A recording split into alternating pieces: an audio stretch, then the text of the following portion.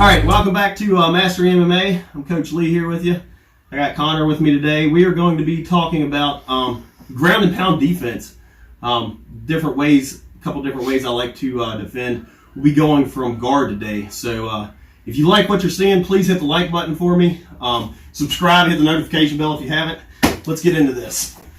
All right, so Connor's in my guard. The very first thing is I don't want him to be able just to sit up and just blast me here, right? This is horrible. This is going to mess my face up. And not that I'm pretty in the first place, but I don't need to be all bruised and bloody after this. So in general, I either want to get double wrist control, which makes it harder for him to strike, right? I can kind of get some kind of control here. And there's tricks around it. I think I've shown some in some other videos. If not, I'll get to it at some point. But I usually like to get a good strong collar tie.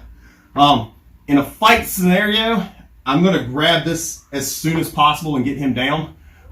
Preferably, though, I want to be inside of his arm when I pull him down, right? So if I'm just out here, it's really easy for him just to flare his elbow and kind of push my hand off. But in a fight scenario, right, if he's postured up, I'm going to grab double wrist control, and I'm going to try to clear his hands off to one side or the other, or clear them to both sides, and come up, and I'm going to try to get this.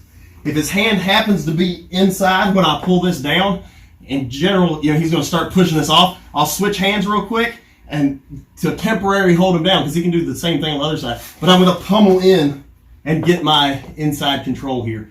I'm grabbing this just like I would a tie plum. So I'm getting all the way.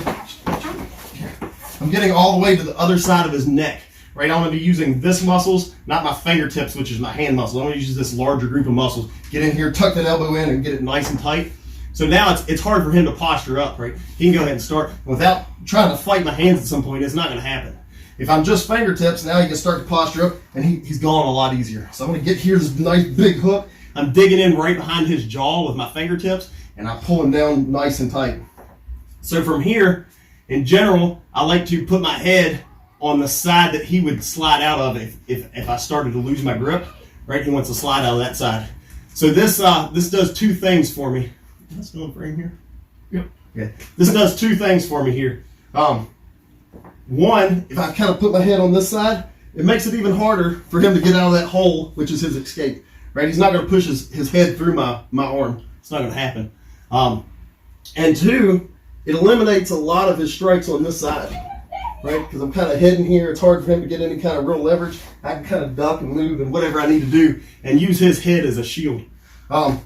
So with that being said, now this is the side that I got to worry about being the danger side. Right, so once I have him down, I'm kind of tucked in here. I like to frame on the arm.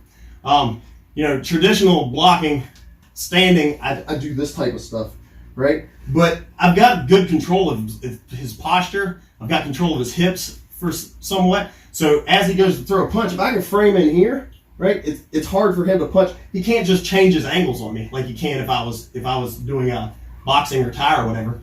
And then, so this is my go-to here, is I'm going to make a big hook and I'll catch his tricep. So I'm in here, go ahead and start to punch me. I'll come here and I make this big hook and I trap it to my leg, right? So from here, I've got this arm, my knee is pushing up and out, right? I'm kind of like planting my foot on his back and pushing that way with this. My hand is pulling down and in, right? So I'm creating opposing forces. And go ahead and get that arm back out. Right, that's pretty stuck. Hit me. Right? So I've got good control here. Right? I can control the strikes here. At this point, I'm pretty safe as far as striking goes. And now I want to start getting an offense going. As you can tell, as he was wiggling, he kind of opened up this big hole on this side. So in general, I'm going to frame the opposite arm and start into my attacks from my side, like the clamp position. So from here, right, obviously I've got Kimuras, I've got Platas. As he's fighting, a lot of times I'll clear because he's trying to square back up. I come into my triangles. I got lots of options there. So I'll scoot back that way just a little bit. Let's get a little different angle. So once again, I'm here. I'll get this. You can go ahead and put your hands on my chest too, where they would normally be. Right? I'll come in here. He starts to clear. Right? I'll swim in. I get this good control here. I'll kind of tuck my head up here so it's hard for him to hit. And then as he starts, you go ahead and try to hit me here. As he starts trying to hit me, and I'm going to fight him just getting his arm free in the first place. So when he does, he comes back further. I'm trapping, right? So now don't quite have this big open hole over here. That's fine. I'm still pretty safe. Go ahead and try to hit me here. You can use both hands, right? So I'm still pretty safe here. I can go into this type of control. Right now I've made a lot of space. I might strike one time, make space and get up. Right, I got a lot of options there. But the key is I'm trying to tie up his arms, right? I'm not just blocking. Because I have control of the bulk of his body, it allows me to grapple with his strikes a lot more than if we were standing, right? So if you don't mind, stand up for me. Are we still? Yeah, we're all right here. Heads are in. So if he throws a strike here and I just kind of come here, he's got the ability to move his whole body here, right? He can kind of do whatever he wants, right? He's changing angles. But when we're on the ground, that ability goes away, right? Even from right here, go ahead and throw a strike, right? Even without me controlling that, right? I've put myself in a fairly safe position. Obviously, there's things he can do to counter this, but once I get to this, I'm in a fairly safe position. I've got control of both of his arms, at least a little bit, and go ahead and start hitting me from here. Right? And I'm using opposing forces to trap it.